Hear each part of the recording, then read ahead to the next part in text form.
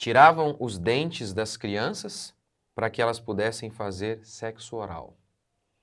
Eles iam além, davam apenas comida pastosa para as crianças para que elas pudessem ficar preparadas para sexo anal. Esse foi o relato recente da Damares, senadora eleita. Que coisa! É muito mais do que sobre política.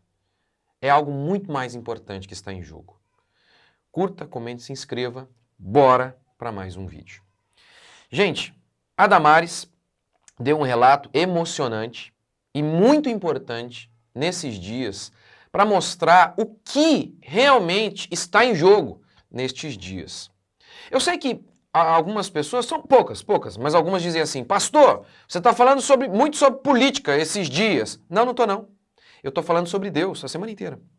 Sobre ideologia de gênero, sobre aborto, sobre destruição da família, sobre destruição do fim da liberdade. Ou seja, todos esses assuntos políticos são assuntos espirituais. E sim, tem tudo a ver conosco.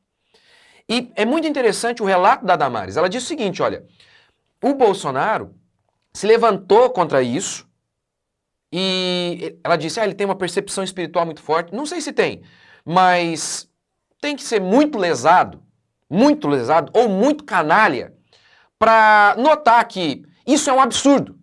O que estão fazendo com as crianças é um absurdo. Se você tiver um mínimo de decência, você fica indignado com um negócio desse. O mínimo de humanidade.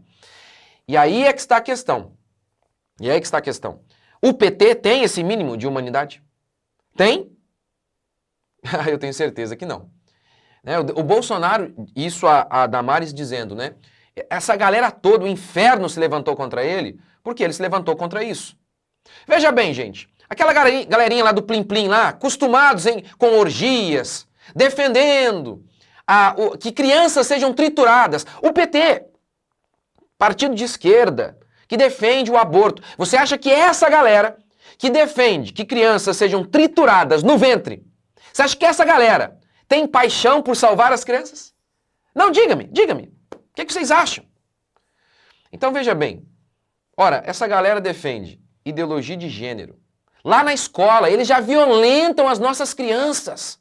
Você acha que eles vão se importar com essas crianças que estão sendo abusadas aqui no nosso país? Sequestradas. Sim, sequestradas para servirem de pedaço de carne para satisfação desses maníacos. Essa galera da esquerda, do PT, que defende ideologia de gênero, banheiro unissex, que já violenta os nossos filhos nas escolas, já pervertendo essas crianças, abusando, arrancando a inocência deles. Você acha que essa galera tem o ânimo, tem a força moral para defender essas crianças? Olha, gente, a esquerda é essencialmente ateia. Essencialmente ateia. A revolução sexual, desencadeada principalmente na década de 60, ela tem como base o ateísmo. Mas claro, ora, se Deus não existe, a gente pode fazer o que quiser. Não há leis, não há regras. Um homem pode se deitar com outro homem, e se eu falar que isso está errado, eles vão dizer, quem é você? Ora, não é por acaso que em muitos lugares já tem gente defendendo a pedofilia. Simone de Beauvoir, feminista, defendeu o pedófilo. Mas é claro, se não existe Deus, tudo é permitido, como diria Dostoiévski. Se não existe Deus, tudo é permitido. Nesse sentido, a revolução sexual, que é o ataque contra a moralidade cristã, moralidade sexual cristã, a revolução sexual ela é assentada no ateísmo. E a esquerda é essencialmente ateísta. Karl Marx, o pai dessa galera, dizia que a religião é o ópio do povo. Então, a perversão sexual, ela nasce e cria raízes e cresce justamente no solo ateísta.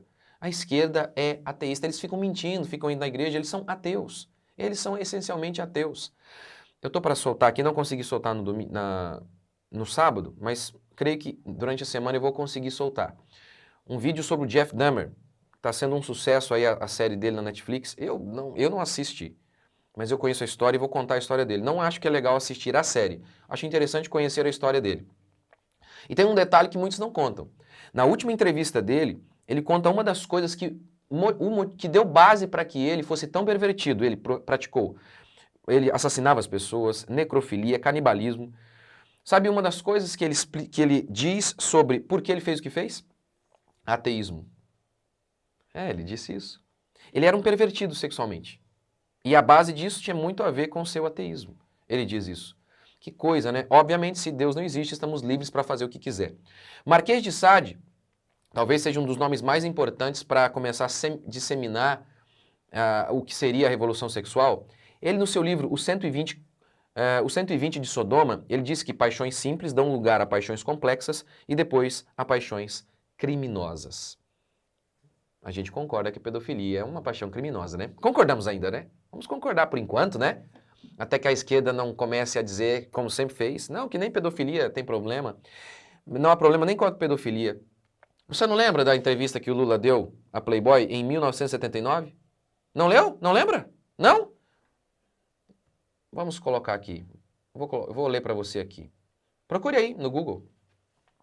Eu estou vendo aqui pelo site da Veja, matéria do Reinaldo Azevedo. Ele conta aqui a entrevista do Lula concedida à Playboy em 1979. Pergunta da Playboy. Com que idade, Lula, você teve sua primeira experiência sexual? Com 16 anos.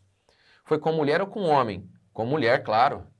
Ah, o defensor do movimento LGBT não hesitou, não falou, que isso, rapaz?